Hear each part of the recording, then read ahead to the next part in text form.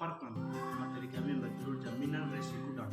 Nah, berikut ada nama kami yang terdiri dari bidang penelitian selaku saya sendiri dan rekan saya Ananta Pratama Yudelo, dan selanjutnya itu rekan saya juga yang bernama Salwi Amalu.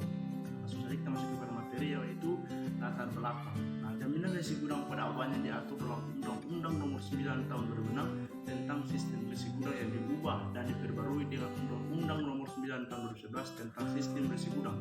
Nah, mengapa Undang-Undang Sistem Resi Gudang itu harus diubah? Apa yang mendasari dari perubahan tersebut? Dasar pertimbangan dikeluarkan Undang-Undang Nomor 9 Tahun 2011 tentang perubahan atas Undang-Undang Nomor 9 Tahun 2006 tentang sistem resi gudang adalah yang pertama, bahwa sistem resi gudang yang bertujuan untuk meningkatkan kesejahteraan masyarakat yang berkeadilan dan berdasarkan Pancasila Undang-Undang 1945. Dan yang kedua, bahwa untuk memenuhi kebutuhan pelaku usaha di bidang sistem resi gudang perlu adanya pengaturan mengenai lembaga jaminan resi gudang. Nah, resi gudang atau workforce respect telah dilakukan di berbagai negara maju seperti Amerika dan Kanada, dan di negara berkembang seperti Filipina, India, Ukraina, Brazil, dan Zambia. Kita masuk ke poin selanjutnya, yaitu istilah dan pengertian. Dalam pasal 1 Undang-Undang Nomor 9 Tahun 2006, contoh Undang-Undang Nomor 9 Tahun 2011 tentang sistem resi gudang dikemukakan bahwa yang dimaksud dengan sistem resi gudang adalah kejahatan yang berkaitan dengan penerbitan, pengalihan, penjaminan, dan penyelesaian transaksi resi gudang. Dan yang kedua, resi gudang adalah dokumen bukti kepemilikan atas barang yang disimpan di gudang yang diterbitkan oleh pengelola gudang. Dan yang ketiga, gudang adalah semua ruangan yang tidak bergerak dan tidak dapat dipindah-pindahkan, dipakai khusus untuk menyimpan barang yang dapat dijual kembali secara umum dan memenuhi syarat-syarat lain yang ditetapkan Menteri. Dan yang keempat, derivatif resi gudang adalah turunan resi gudang yang dapat berubah kontrak berjangka resi gudang. Dan yang kelima, barang adalah setiap benda bergerak yang dapat disimpan dalam jangka waktu tertentu dan diperdagangkan secara umum. Dan yang keenam, barang yang bercampur adalah barang-barang yang secara alami atau kebiasaan dalam praktik perdagangan dianggap setara serta sama satuan unitnya dan dapat disimpan secara tercampur. Kita masuk ke poin ketiga, yaitu urgensi dan manfaat resi gudang. Resi gudang merupakan salah satu bentuk sistem tanda jual yang menjadi alternatif dalam meningkatkan nilai tukar petani. Dan di era perdagangan bebas seperti sekarang ini, resi gudang sangat diperlukan untuk membentuk petani sistem perusahaan dan petani mandiri. Sistem resi gudang bukan hanya bermanfaat bagi petani, tapi juga bermanfaat bagi perbankan, dunia usaha, dan juga bagi petani sendiri. Namun ada beberapa poin yang dapat kita petik. Yang pertama, ikut menjaga kestabilan dan keterkendalian harga komoditi. Dan yang kedua, memberikan jaminan modal produksi karena adanya pembiayaan dari lembaga keuangan. Dan yang ketiga, keluasan penyaluran kredit bagi perbankan yang minim risiko. Dan yang keempat, ada jaminan ketersediaan barang. Dan yang kelima, ikut menjaga stok nasional dalam rangka menjaga ketahanan dan ketersediaan pangan nasional. Dan yang keenam, lalu lintas resi gudang merupakan salah satu bentuk sistem tanda jual yang menjadi alternatif dalam meningkatkan nilai tukar petani. Dan yang ketujuh, resi gudang merupakan salah satu bentuk sistem tanda jual yang menjadi alternatif dalam meningkatkan nilai tukar petani. Dan yang keempat itu kita masuk ke D, dasar pengaturan resi gudang. Dalam Undang-Undang Nomor 9 Tahun 2006 tentang resi gudang, Undang-Undang Nomor 9 Tahun 2011 tentang perubahan Undang-Undang Nomor 9 Tahun 2006 tentang resi gudang, Peraturan Pemerintah Nomor 36 Tahun 2007 tentang pelaksanaan Undang-Undang Nomor 9 Tahun 2006, Peraturan Menteri Dalam Negeri Nomor 26 Garing Menteri Dalam Negeri Peraturan Garing 6 Garing 2007. Ya, itulah materi dari saya. Selanjutnya akan dilanjutkan oleh rekan saya. Kita melanjutkan poin E, pihak yang terlibat dalam resi gudang. A. Petani adalah pihak yang memproduksi dan yang menyimpan hasil produk di gudang penyimpanan. B. Kelompok tani adalah lembaga yang akan mengkoordinir di gudang penyimpanan guna mendapat resi gudang sebagai bukti atas barang yang disimpan.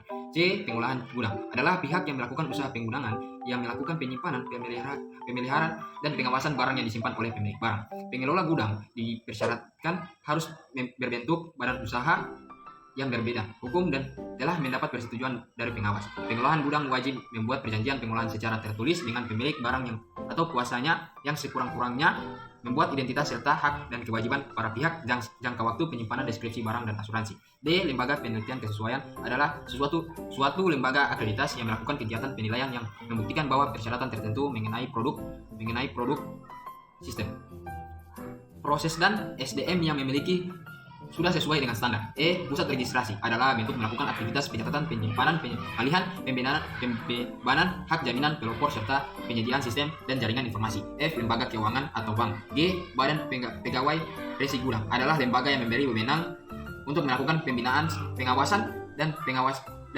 pelaksanaan sistem resi gudang. F. Objek resi gudang. Ada 9 komoditi. Yang pertama gabah, kedua beras, ketiga jagung, keempat kopi, kelima kakao lada, keenam karet, ke-7 rumput laut (Permendak nomor 26/MDAK/per 2007) dan rotan.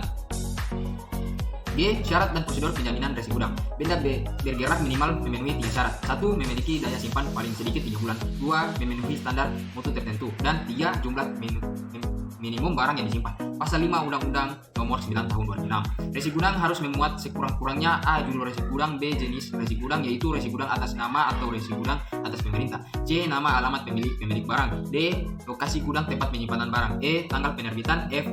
Nomor penerbitan, G. Waktu jatuh tempo, H. Deskripsi barang, I. Biaya penyimpanan, J. Tanda tangan pemilik barang dan pengolahan gudang, dan K. Nilai barang berdasarkan harga barang pada saat barang dimasukkan ke dalam gudang.